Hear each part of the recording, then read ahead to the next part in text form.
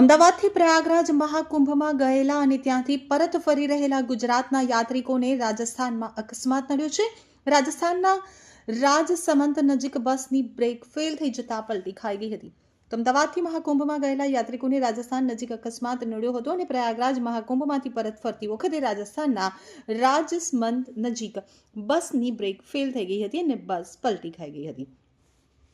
કેટલાક યાત્રિકોને ગંભીર ઇજાઓ થઈ છે તો ગોતામાં આવેલી અંબિકા દાલવડાના માલિકના પુત્રનો હાથ કપાયો છે તેમજ આ અકસ્માતમાં 27 પરિવારજનો ઇજાગ્રસ્ત બન્યા છે। પ્રાપ્ત વિગતો મુજબ અમદાવાદના ગોતાના શ્રી અંબિકા દાલવડાના માલિક અમિત ચંદેલ અને તેમનો પરિવાર પણ આ જ બસમાં સવાર હતા, જેમાં તેમના પુત્રનો હાથ કપાયાની પણ વિગત સામે આવી છે। આ ઘટના સમયે બસમાં સવારે લોકો ઊંઘી ગયા હતા, જ્યારે બસ પલટી મારી ત્યારે લોકો ચીસો પાડવા લાગ્યા હતા। ચંદેલ પરિવારના પૈતૃક ગામથી 40 કિલોમીટર બસ દૂર હતી ત્યારે આ ઘટના ઘટી હતી। આ જગ્યાએ પહેલા પણ અકસ્માત સર્જાઈ ચૂક્યો છે। બસમાં સવાર તમામ લોકો એક જ પરિવારના હોવાની માહિતી સામે આવી છે।